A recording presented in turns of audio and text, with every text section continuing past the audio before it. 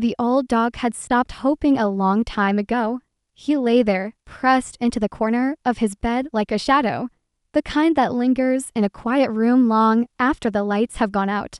His name was Max, though most people didn't say it anymore. His tag was faded, scratched by years of wear and silence, and even his bark, once proud and deep, had thinned into something small and reluctant. At the shelter, they called him our grumpy gentleman, and said it with half a smile.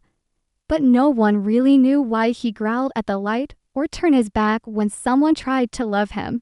No one asked what he'd lost, or how long it had been since he last felt safe. But dogs don't forget.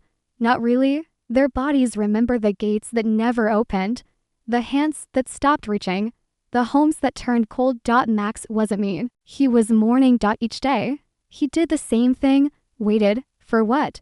He didn't know, maybe for someone he barely remembered, maybe for nothing at all. And then, she arrived, a ball of trembling fluff.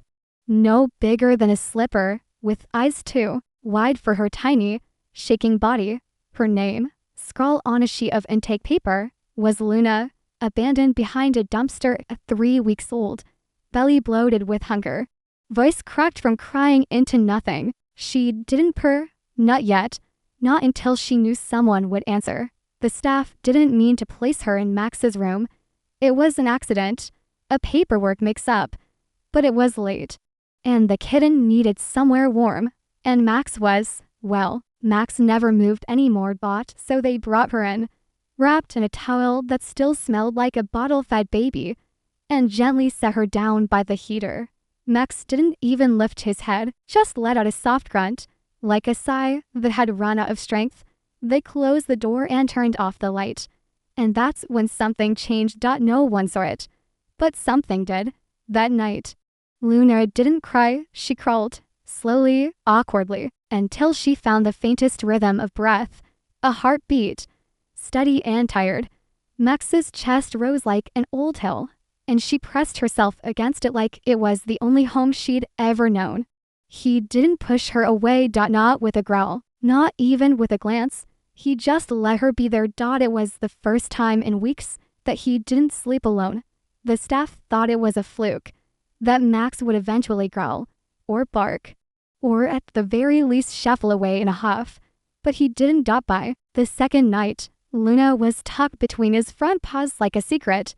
She purred for the first time, a rough and certain buzz, like a song she was still learning. And Max wagged his tail. It was barely noticeable, a single thump against the blanket, like a forgotten word remembered after years of silence. They didn't take her out after that. They couldn't, because Max had started looking at the door differently now. Not like he was waiting to be left behind again, but like he was hoping someone would come in. Not for him, but for her. He followed her round the room, slowly, joints creaking like old floorboards, just to see what corner she was sniffing, what sunbeam she had curled into. She'd bat at his tail like it was a toy made just for her. He'd pretend to be annoyed, but never once pulled away. The shelter volunteers started calling them the odd couple. Some joked Max had found his purpose. Others said the kitten had performed a kind of miracle. But it wasn't magic. It was memory. Max remembered what it felt like to be needed, to be trusted, to be a protector. And Luna just wanted someone to exist with. They were mismatched in every way. He was big, slow, and gray-muzzled. She was tiny, chaotic, and new to the world. But in that mismatched puzzle, something clicked, something quiet and extraordinary. Mornings changed. Max started standing by the door when he heard the latch turn, not to leave, but to greet, with Luna tucked behind him, teleprite like an antenna searching for love. He'd stare at the staff with soft eyes that no longer guarded a fortress of pain, but welcomed them into a new chapter. He even began to eat again, slowly at first, but with purpose. And Luna, she learned fast how to curl in a way that soothed Max's aching joints, how to leap just high enough to make him lift his paw and play, even if only for a second. One day, they brought in a camera, just to document the progress. They didn't expect what they captured.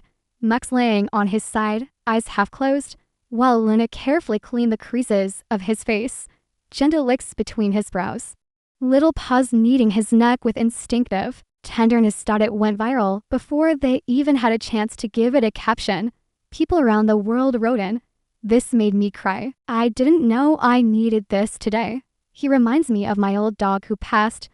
How can I adopt them both?" And maybe that's what made the staff realize these two didn't just rescue each other. They reminded us why we love, because healing doesn't always look dramatic. Sometimes it's a tiny kitten curled under the chin of an old dog who forgot how to hope. Sometimes it's not loud, it's quiet, like breath shared in the dark. Like two hearts saying, "I'm still here. I haven't given up on you yet." And that was just the beginning.